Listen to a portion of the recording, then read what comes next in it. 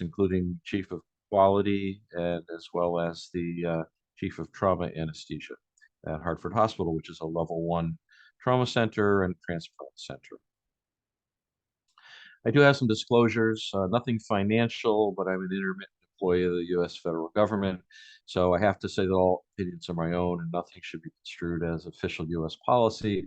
Actually, I'm going to talk about a lot of official U.S. policy regardless. But I'm supposed to tell you that. So for those of you who are not from here, Hartford is the capital of this tiny state of Connecticut, the eastern United States, which is exactly halfway between New York City and Boston. It's a 1 hour to 2 hour ride, depending on traffic, to either of those cities. I work at both of these places. On the left, you'll see a picture of Hartford Hospital, our big, almost 1,000-bed quaternary hospital that does just about everything you can think of. On the right is the University of Connecticut's main building, about 10 miles away in beautiful Farmington, which is pretty much out in the woods. So the bottom line up front here, I'm going to talk about crises and how to communicate effectively as a leader.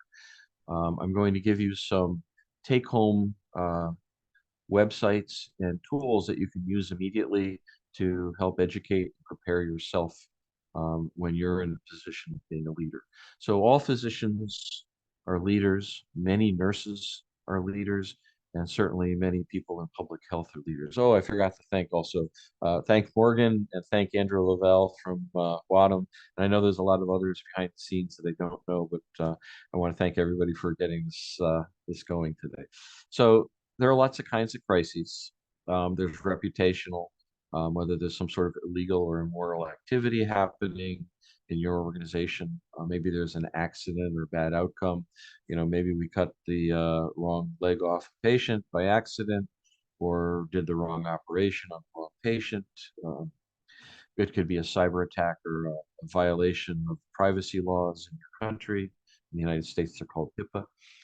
There may be a supply chain issue, such as a shortage of drugs or equipment, maybe not enough personnel, maybe the infrastructure has failed, there's no power or water, or there's some other event that's affecting operations, a lack of staff, weather, or a mass casualty event. There's many, many things that can trigger a crisis.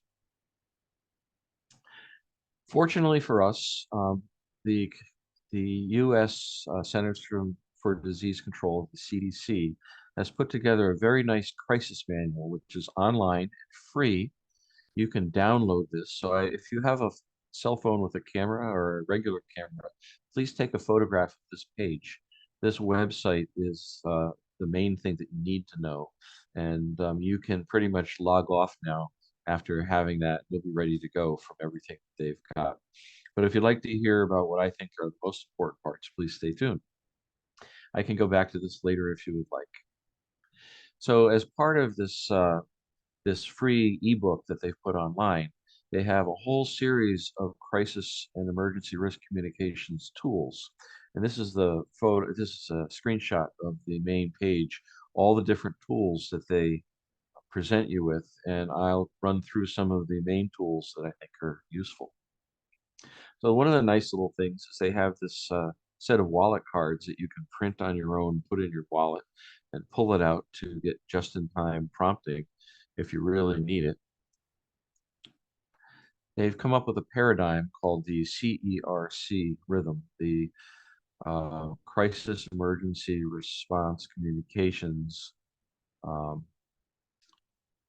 rhythm or paradigm. So it consists of the preparation phase, the initial phase when the event occurs, maintenance while you're in the middle of doing whatever it is has happened, and finally the resolution phase.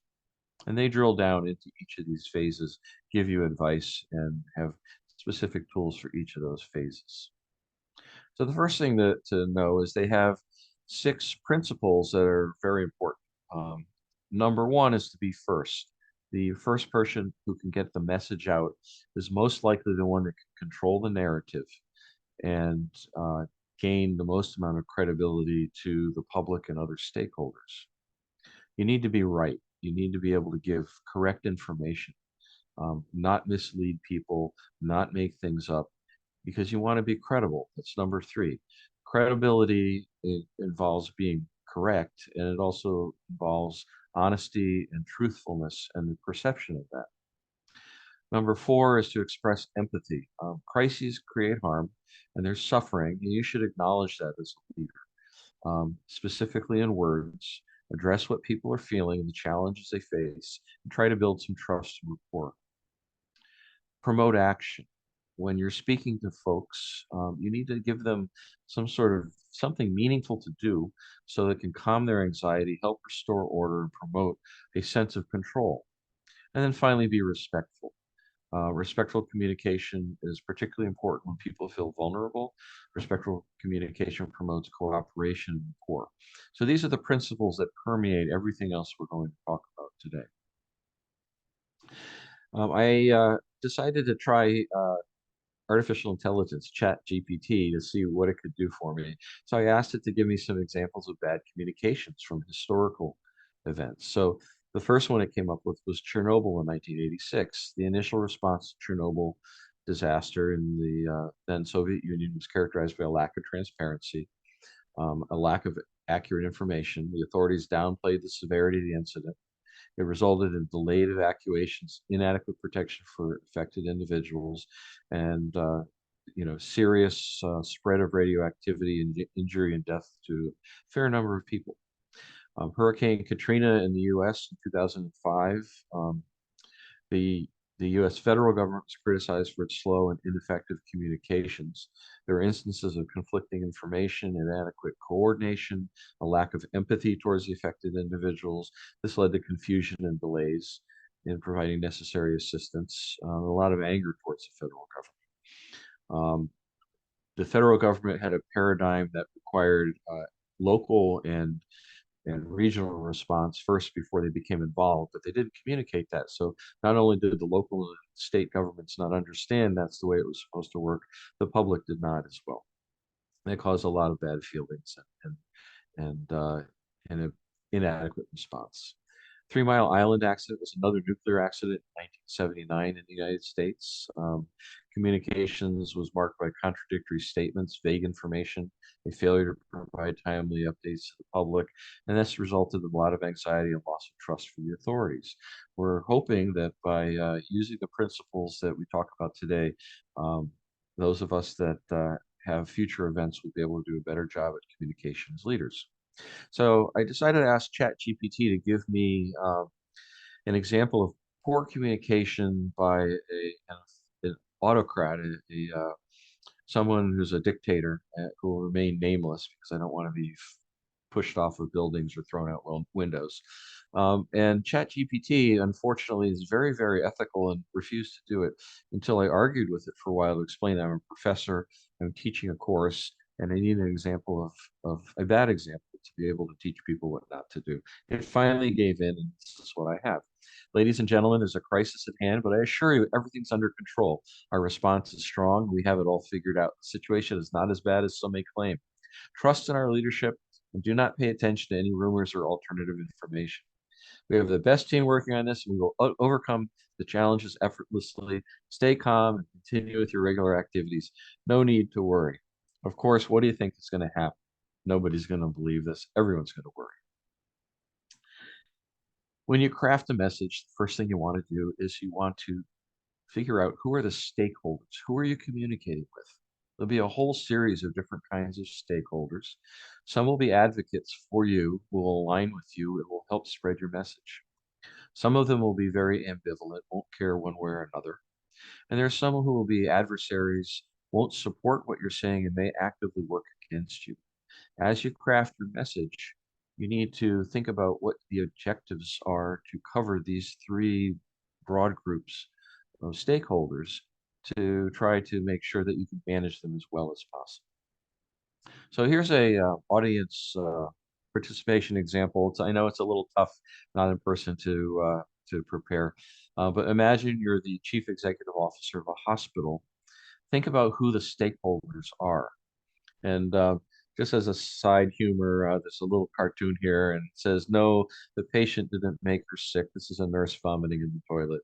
She just found out how much more a hospital CEO makes than the nurses do." This is very relevant in the U.S. these days. So, if you're a CEO of a hospital, who are your stakeholders? Well, first of all, it's the public, it's your patients, it's the staff and the families of the staff, it's the families of the patients as well. Um, it's the government. The government regulates, and within the government, the regulators, the various agencies, are separate than the politicians, are also members. The insurance companies, the other people and organizations that pay for insurance or pay for the bills, and then finally the vendors, people, companies that supply drugs, equipment, various supplies to your organization. There may be others as well, but these are the chief ones. So all of these have to be taken into account when you're crafting your message. Your most precious time is your pre-crisis time. This is the time that happens before the crisis actually occurs. Time when you have the luxury of planning and preparing. You can foster alliances with your stakeholders. You can come up with consensus recommendations. You can develop systems and redundancies such as hotlines, or if you're in a large governmental organization, joint information centers where you can coordinate information coming in. You can set up websites, and you can, more importantly, test messages against your peers and your stakeholders to see if you're getting the kind of response perception that you would like. Benjamin Franklin, a famous historical figure from the United States several hundred years ago, allegedly said that by failing to prepare, you are preparing to fail. I think that's good advice. There's a group called McKinsey in the United States. They do consulting for large companies. And when we started having the COVID crisis, they came up with a paradigm for how to put together a team to manage a crisis within a private or public company. So they came up with this nerve center of the C-suite, the head of the company, and all the key players, and then specific subunits that would work semi-independently and feed decisions and information to the C-suite. This works very well for public companies. In the military, we have a slightly different system, which is basically comprised of command, control, communications, coordination, intelligence, and logistics. Those of you that have military background will understand this. Regardless, having a system in place is very important. I can't ask for easy response here, but many of you, I'm sure, work in hospitals.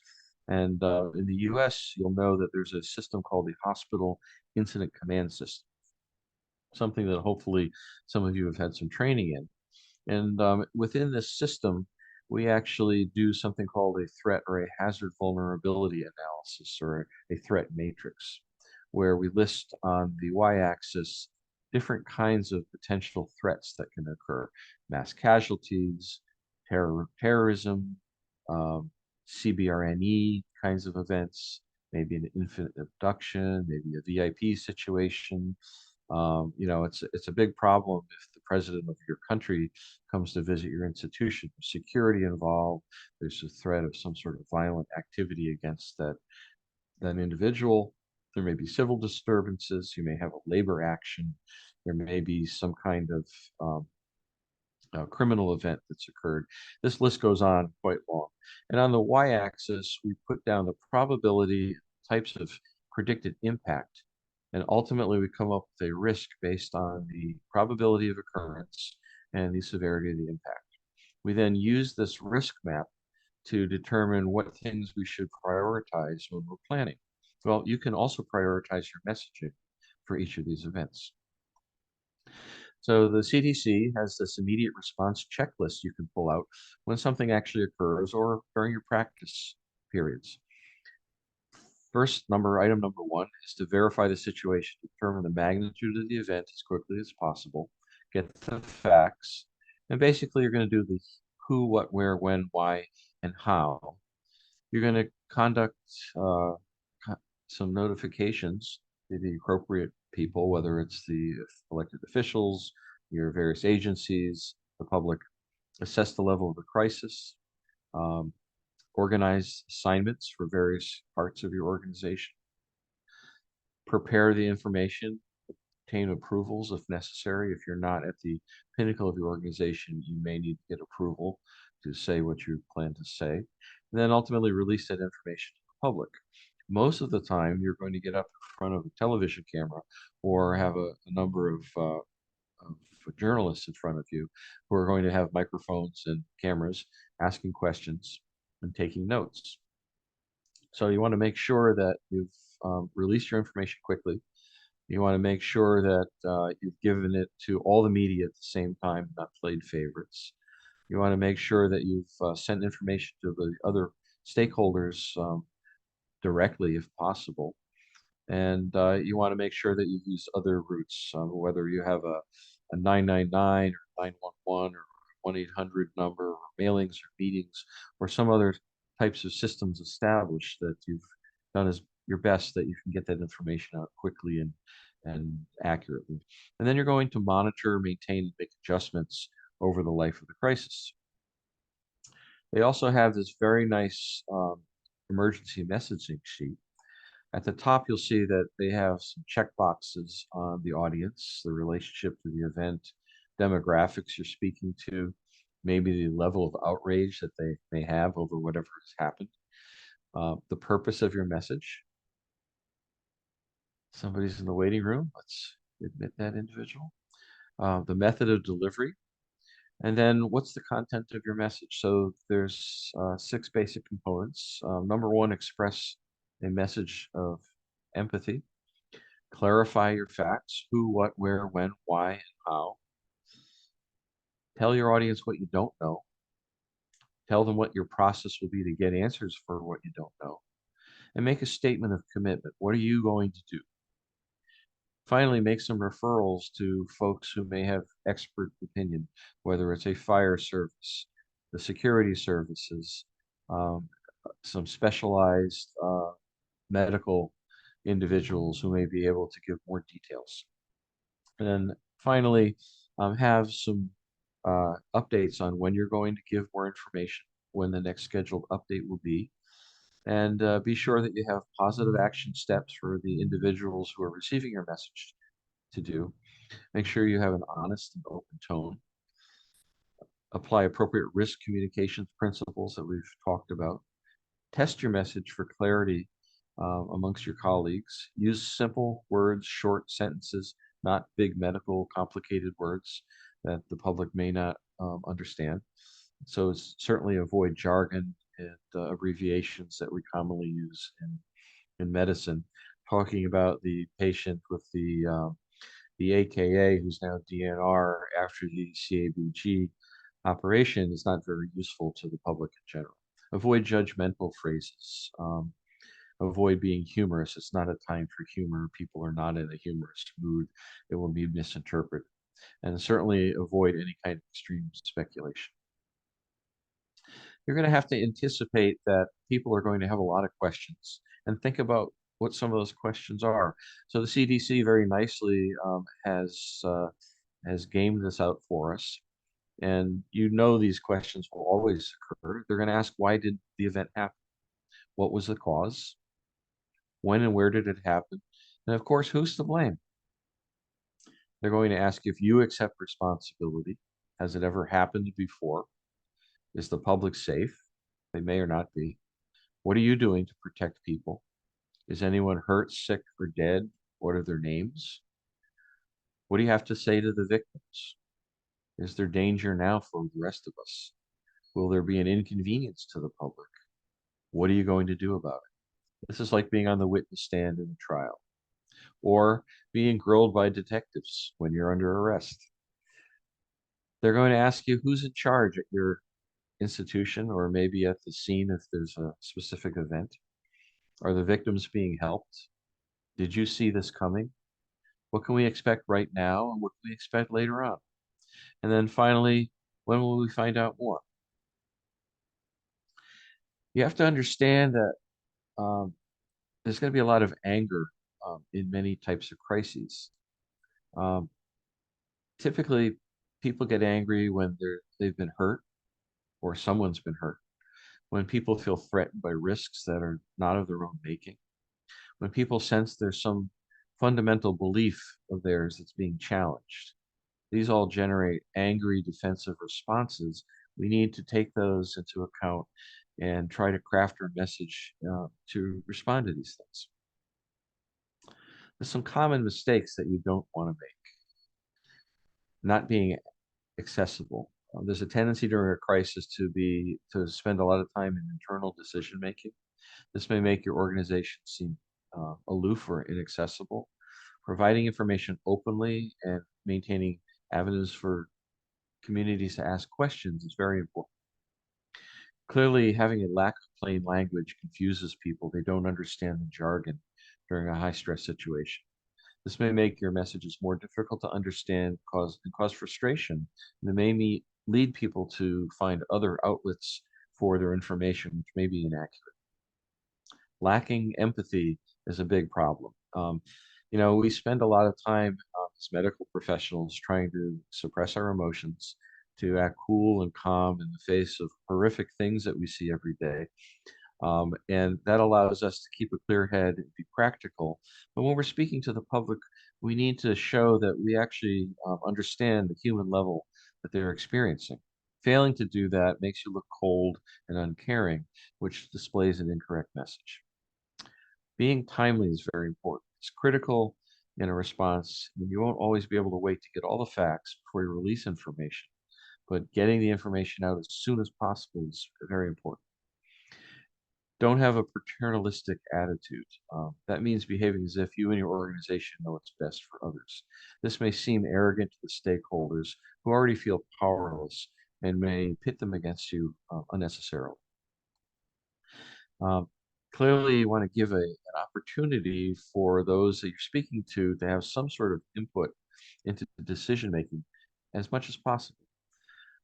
Those who are most affected by the crisis really want to participate. They may have useful information and suggestions for you. When people feel like they can participate, it reduces their feelings of powerlessness. You want to make your communities as much a part of the response as possible.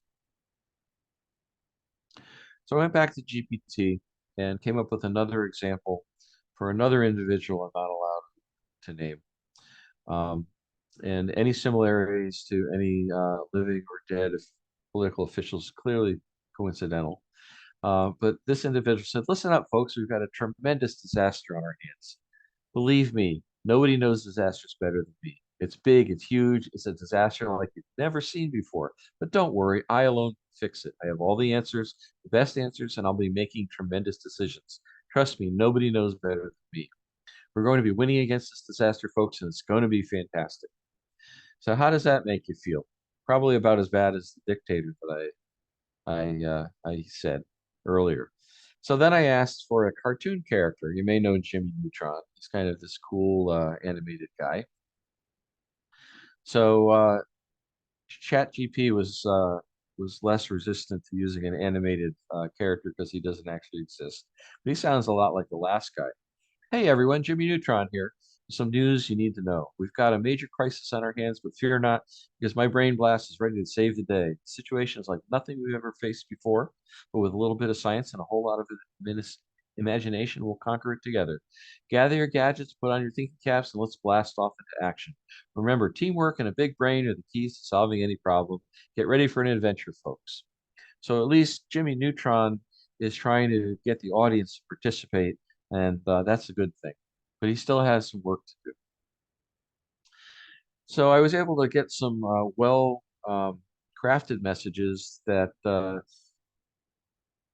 ChatGPT refused to actually name where they came from. They're, I think, slightly modified, but I'm going to go through those too. So there's a community update which says, we understand the devastating impact that the recent wildfire has had on our community. Our hearts go out to all of those who have been affected by this tragic event. We want you to know that we are here for you and we are committed to supporting you during a challenging time. First and foremost, we want to ensure your safety and well-being. If you have been displaced from your home or in need of immediate assistance, please contact our emergency helpline. We have established temporary shelters and resources to provide immediate relief and support. As we navigate the recovery and rebuilding process, we are actively working with local and state agencies to provide the necessary resources and support. This includes assistance with temporary housing, access to medical services, counseling services for emotional support, and assistance with insurance claims. We recognize the strength and resilience of our community and the importance of coming together during times of crisis. Numerous organizations and volunteers are offering their support, providing meals, clothing, and other essential supplies. Community centers have opened their doors as safe spaces for individuals and families affected by the wildfires. We understand that this experience can be overwhelming and it is natural to feel a range of emotions. If you or someone you know needs emotional support or counseling, please reach out to our dedicated helpline. Trained professionals are available to provide assistance and guidance. We will continue to provide regular updates and information through official channels, including our website and social media platforms. We are committed to transparent and timely communication as we work together to recover and rebuild our community. Remember, you are not alone. We are in this together and we will emerge stronger. Please take care of yourselves and reach out for support when needed. We stand with you during this difficult time. So this is also ChatGPT that actually excerpted from some real events and I believe produced this slightly altered message, but it's a reasonably well-crafted message and something I think we can all take something away from. Here's a few tips. My professional society periodically, on a yearly basis, gives free training on how to get up in front of the media and speak. And so we do some training on this. We record ourselves with a video, and then we go back and we review it after the fact. It's important to have only 3 or 4 main key points, which you repeat several times. Don't wing it. Practice it before you get on camera. Get some coaching if possible. Be as concise as you can. Stay on the message. Evaluate the media after the interviews, which means, look at how you were presented on the television or in the print media. Figure out how was it perceived by the public, and try to figure out how can you improve what you've done and do it better next time. It's really useful to get media training from professionals if possible. If you're in a large institution in the United States, they have public information officers who can serve as coaches for executives and higher level individuals. It turns out at Hartford Hospital, our public information officer was actually an evening news anchor for many years on television, and she has coached our executives, and they're quite good at getting in front of the camera these days because of that. There are many organizations that have programs for media interview preparation, such as mine, the American Society of Anesthesiologists. I have also gone online and found that for not a lot of money in the US, you can find self-study programs. This one is for $15. I was asked not to put the actual URL in, but you can find it easily by doing a web search. There are others that are completely free. So that's a way to train on your own. And you can also get up with your colleagues and do this in your own institution. And then again, my professional society has free training for those of you who are anesthesiologists. One other thing to take a photo of if you can is this add-on book from Centers for Disease Control. Is Crisis Emergency Risk Communication by leaders for leaders. And it's a lot of advice scenarios that you can easily read through as well. So if you can, try to get a photo of that. These slides are also available on LinkedIn. If you look my name up, you should be able to find these in one of my posts. They're free. I ask only that you keep all of the attributions if you repost them. I'd finally like to send a shout out.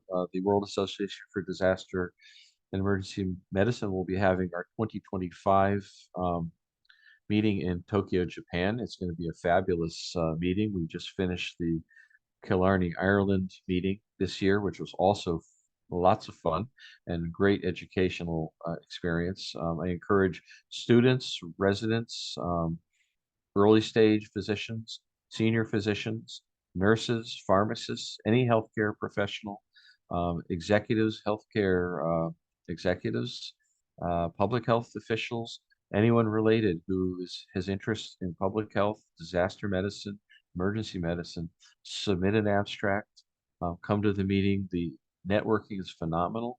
You can't do better in the field of disaster emergency medicine than this meeting. I'm like to thank primarily WADEM and of course Morgan and Andrew for arranging this. I have some other affiliations besides the board of WADEM. I'm also on the board of the Trauma Anesthesiology Society, which focuses on improving care for trauma patients through anesthesiology and critical care. I sit on the American Society of Anesthesiologists Committee on Trauma and Emergency Preparedness. And then finally, I'm a member of the American Association for Physician Leadership, where we prepare physicians for higher leadership positions in organizations, government, and elsewhere. I'm happy to take any questions or start a discussion. And I'm going to stop sharing for the moment. Thank you.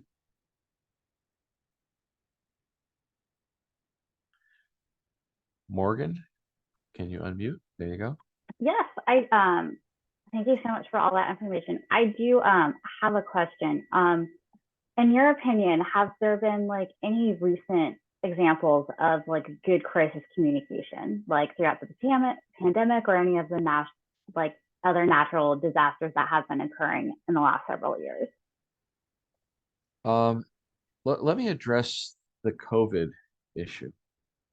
There have been some examples of excellent communications from various members of public health.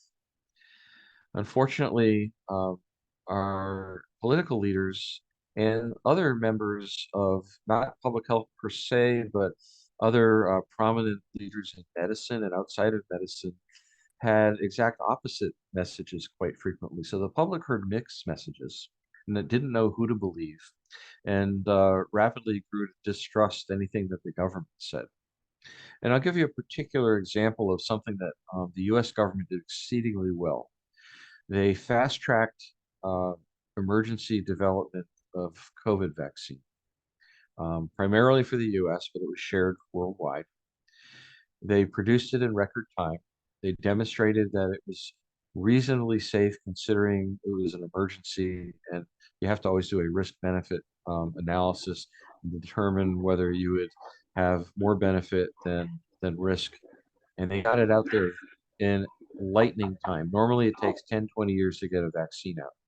But we had lots of other folks who did everything to increase the distrust of the public. That vaccine actually was life-saving for many folks. Also with the mandates for masking, there was some error that occurred there. Initially, it was downplayed, even for some of us in who do bioterror types of work, because we know that we didn't have enough of the high-level N95s or PAPRs for the public. So in order to keep those to ourselves, they pushed the medical mask, which doesn't do a good job filtering. But we missed the fact that if everyone wears a mask, we reduce the spread. So my wearing a medical mask protects everyone around me. And if we all wear a medical mask, we protect each other. And although it's not perfect, it reduces the rate of spread by a lot. That message wasn't given well. And then it was, the public doesn't like wearing masks. Even the medical professionals don't like wearing masks. It's uncomfortable. It makes you feel claustrophobic. You can feel your own breath, and it makes some people actually feel dyspneic, unable to, they feel like they can't breathe even if they are. And very rapidly, this spread, through the public, that a lot of folks were totally against the masking. They felt there was some kind of ulterior motive of control by the government. Major officials in government contradicted the whole mask wearing request and deliberately didn't do it themselves. And so pretty soon you had chaos and more rapid spread of a disease that we couldn't easily control. We also, I think, blew it with the whole quarantine issue. Historically, we know that these bad viral diseases, bacterial diseases as well, typically last 3 to 5 years. they cycle through around and around again. And so for those types of disease, the quarantine, unless you have an easy cure, doesn't work well. And they held quarantines longer than they should have, which really degraded the economics of virtually everybody. And then when we got out of quarantine, we're just back in it again. So that message didn't go out well either. And then we had a lot of medical folks who latched on to non-scientific, totally unproven cures that had no evidence behind them whatsoever, and pushed these things and were at odds with actually the vaccines, which were demonstrated to save lives. So that's like a great example of like public health and government didn't work well together, and ultimately, I think we probably had more disease and morbidity than we could have had we all worked better together.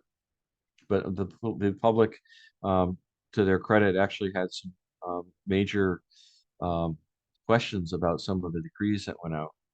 And I think they had a right to question it because of poor messaging by public health and the government. And this was not just the United States. I can cite examples from virtually every government around the world where they had problems. Does that answer your question, Lord? Yes, it does. Thank you. I would love to open up the floor for any other questions. Feel free to unmute yourself, drop it in the chat, or message me. We definitely have a great opportunity here. Hi. Oh, sorry, Vicky, did you want to go? You can go ahead first. Oh, is that okay? Hi, Vicki Ballinger. I'm a psychologist in suburban Maryland, with background in a variety of settings, including the U.S. intelligence community. Sorry, I don't know how to make the little hand thing come up, but just Dr. McIsaac, I've gotten so much out of this in just less than an hour presentation. Your wonderful succinct slides, which I've been diligently copying, and I will attribute anywhere that I share them around. But the one of the things that I find very illuminating is looking at your are they stakeholders, advocates, ambivalents, and adversaries. That's brilliant. And I think it's just so critical to even in a situation that it kind of appears to be hitting everyone over the head, that we have to pull together, we have to provide accurate real-time information, correct any inadvertent discrepancies or errors, try to be acting in good faith, to recognize that that is not going to be the mindset and the agenda of everyone involved, particularly with any group or individual that might just have their own reasons for refuting or undermining or just doing a whole disinformation effort, and that absolutely needs to be factored into the planning in a way that naive, sometimes overly optimistic people like me fail to do. So thank you. I thank you. I can't take credit for most of this. I only take credit for the broadcasting. The Centers for Disease Control have all of this stuff in this lovely book they've produced. I think that it hasn't been as widely. I spent a lot of time researching this topic, pulling all these papers, and then I fell on this document, and it's like this saved me enormous amounts of time. And I think it's really a gem that should be widely spread. It's online, it's free. So I think everyone who has any interest in this should take this and utilize it. And you can basically do your own training and prepare your own messages. Um, I have kind of a humorous story that you'll probably appreciate in the U.S. If you're in another country, you may not fully understand what I'm alluding to, but I'll try to do this as best I can. There's a little donut shop near us, and in the U.S., we have a broad spectrum of worldviews. We have some people who are extremely right wing and very worrisome. Some who are extremely left wing and also very worrisome. And then every phase in between on the bell curve of worldviews, of um, political nature. But I went into this little donut shop near home, There's a bunch of these old grizzled guys who are clearly very far to the right and had some very somewhat extremist views. And this is during COVID. I'm the only one wearing a mask. No one else is. And so I'm expecting someone to challenge me. Why am I wearing a mask? So while I'm waiting in line to give my order, I came up with exactly what would fit the message for these guys. And so, and this never happened. They left me alone. Nobody bothered me at all. But I was expecting someone to say, "Why do you have a mask on?" My response is going to be, "Well, I'm a doctor, and I know that COVID causes brain damage. And I don't want to get brain damage because there's no way I'm voting for the Democrats, giving my guns back to the government, or voting or changing my gender." So, if you're in the United States, you know that that group of people would like be shocked to hear that kind of explanation and have masks on in a second, because I both basically spoke to all the things they're afraid of, regardless of where I actually stand on any of those issues. I figured that would have like basically shut them up and left me alone. But I didn't get to use it. I'm a little disappointed because I think it would be fabulous. But you have to really kind of approach the problem with who are the folks you're talking to, what's important to them, how do you phrase a message so that it resonates for what they care about, not what you care about. And that's how you get people to come on board and work with you rather than against you. Other questions?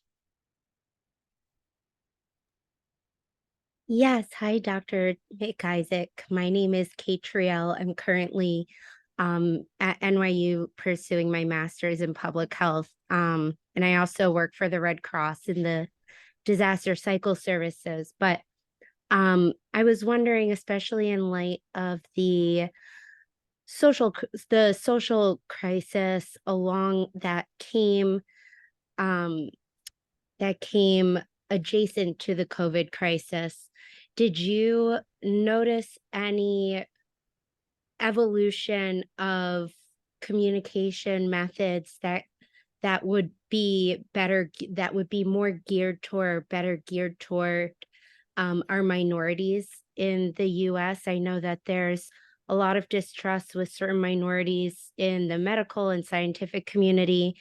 And I think it highlighted a lot of disparities, not just economically, but also that very basic socio-behavioral mindset. And it may be very well Sure. colored, So, well, but I'm not positive.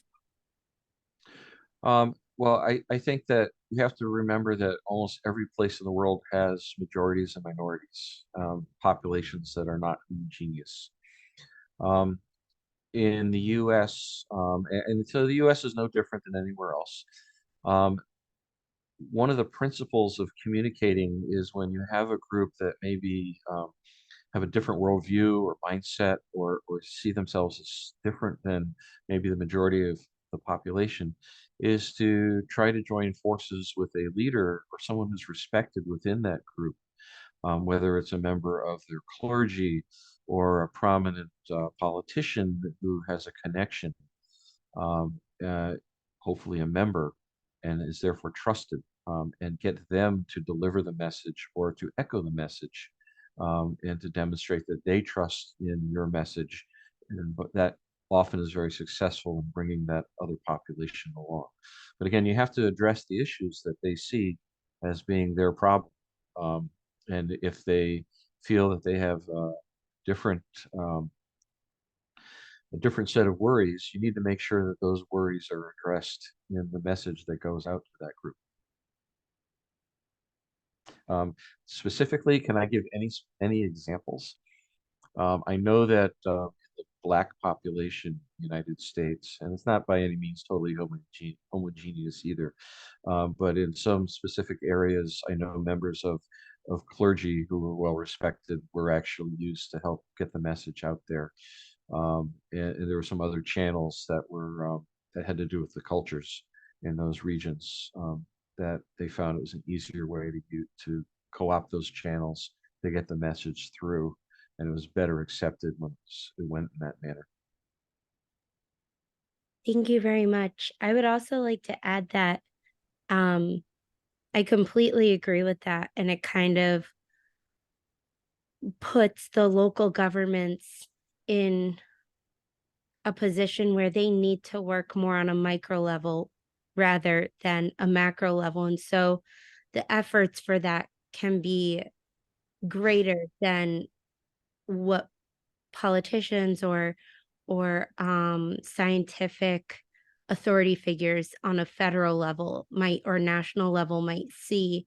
So I kind of hope that, you know, this was more of a lesson for community members, rather than just on a greater macro scale, just populations or pockets of people here and there. So that's what I'm hoping for, is that, you know, this new mentality to engage on a micro level can cause a more unified macro level impact. Well, as you know, all disasters are local, right? So it's whatever's happening to you, your family, your neighborhood, your community. And the principle that the U.S. federal government had tried to take, which they didn't do a very good job of communicating, was that you should have self-preparedness, readiness at home. You know, the FEMA, Federal Emergency Management Agency in the U.S. actually has free tools on the website for preparing yourself and your family. And so everyone should work on encouraging themselves, their neighbors, their local community to prepare, because it takes time for people farther away to get to you. So the more prepared you are at home and in your community, the more empowered you are, the better off you'll do when some sort of crisis strikes, and you may be able to mitigate that crisis. The next level is town or citywide, and then county or state or region, and then finally the national government, international folks who often take weeks to get to you. It takes time. There's inertia. They have to get things from a distance.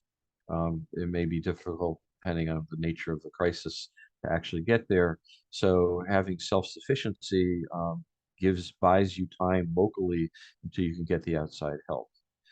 So if you can utilize those tools that are out there, I'll give you a nice example. I was really surprised one day, one of my kids came home from middle school and said, "Oh, I have to fill out this family disaster readiness chart and bring it back in as an exercise." She said, "Do you know anything about that, Dad?" So I pulled the book off the shelf and she looked at it. She says, "What's that?" I said, "Oh, that's the book I wrote." Regardless, we filled it out and all the kids brought it back in. And by doing that, it forces the family to participate with the child coming up with a plan. And that's a good way for a region, a school system or a town or city to start prompting the adults in town to think about getting ready for various types of disasters, to educate them through their children, and to come up with a family plan. So that's the place to start. So when we talk in the hospital about a hospital disaster plan, the first question is, does the staff have a plan for their own family members when something happens? Because you know that none of us are going to come to work if we're worried about the safety of our own family. So if our families are safe, then we're going to have the confidence to come in and do our job as healthcare professionals. Thanks for the question. I hope I answered it. Thank you so much, Dr. McIsaac. Very helpful. Then it looks like Georgiana Nuami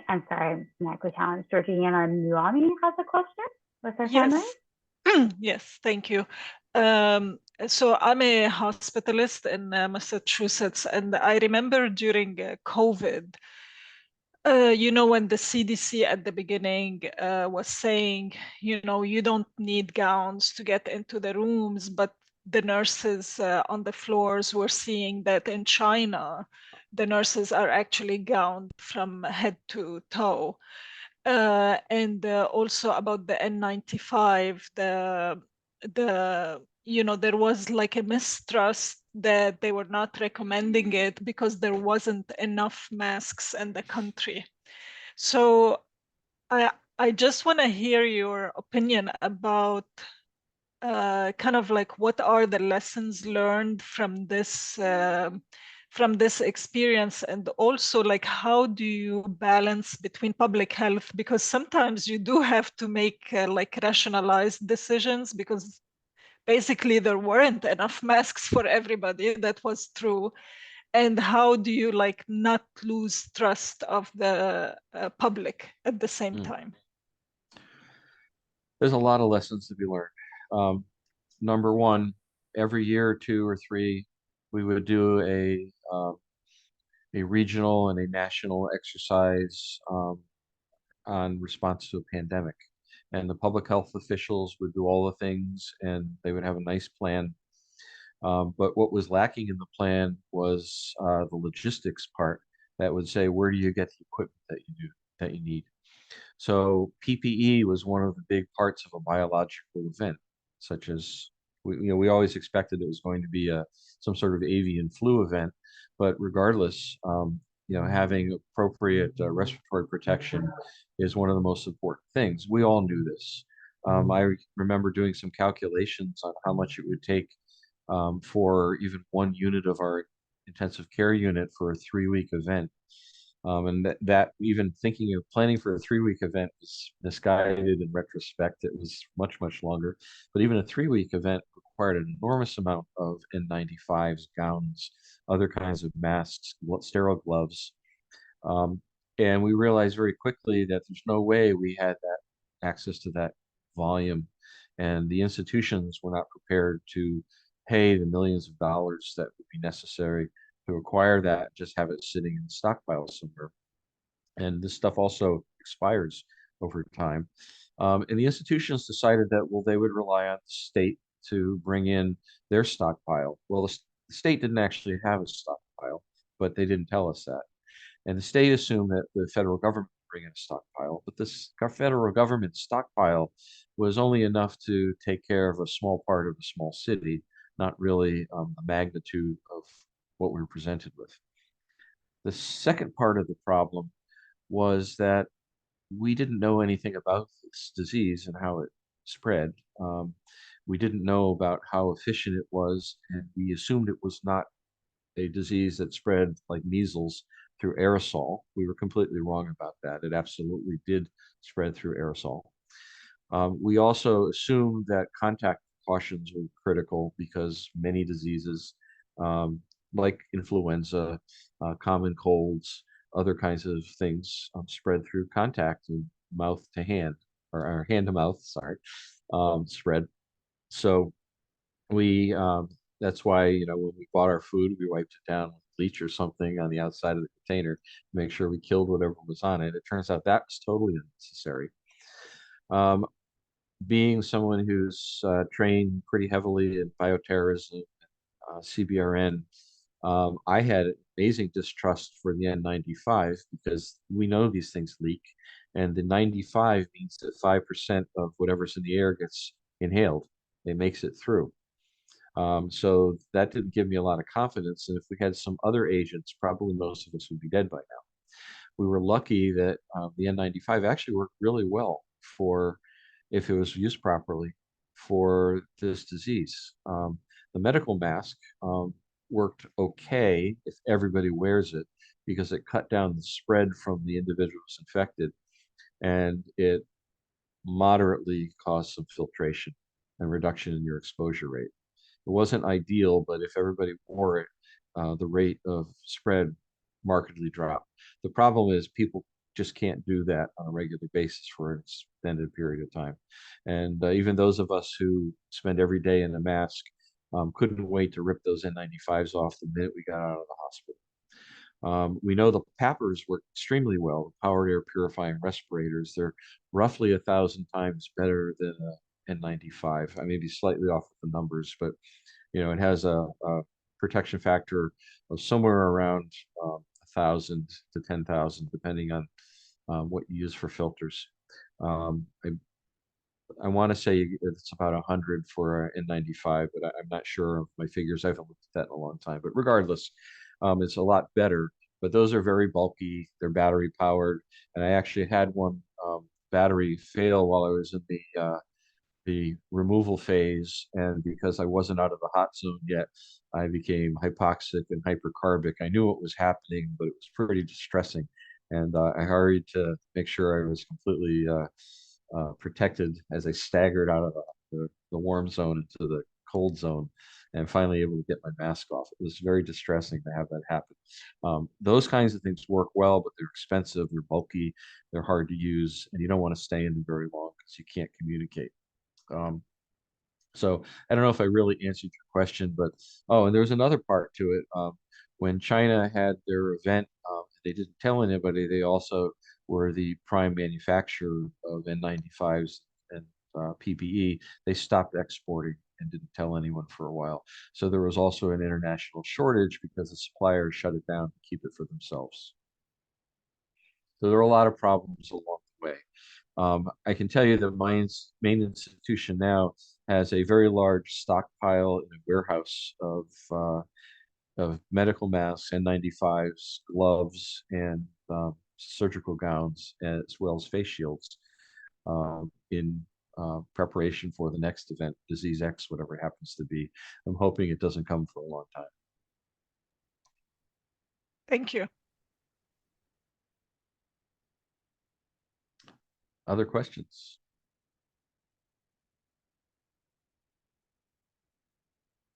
I do have a question. I'm sorry if I butcher this, but Marissa Salisbury, she made a really good point in the comments that if messaging only during a crisis and not building relationships between the emergency adds to distress, how do you think health organizations can work on those relationships between the crises? Oh, there's an excellent answer for that. Unfortunately, it requires some degree of funding to make it work perfectly. So after the 9/11 events in the United States, the federal government funded something called the Metropolitan Medical Response System. And what that was in major and mid-sized cities throughout the US, all medical facilities periodically were required to meet with all the other groups that were important in public preparedness. The security forces, meaning police at various levels, the often the state militia, the National Guard, their suppliers, the other medical facilities, government entities. There's a huge network of all these folks, and every month they met somewhere locally, learned each other's names, exchanged contact information, and talked about their plans and worked out how they would coordinate during a series of of actual events. They shared their threat matrices with one another and came up with an overarching plan, and then went back to their home institution and worked on how their individual plans would mesh with everyone else. And this allows you to pick the phone up and bypass all of the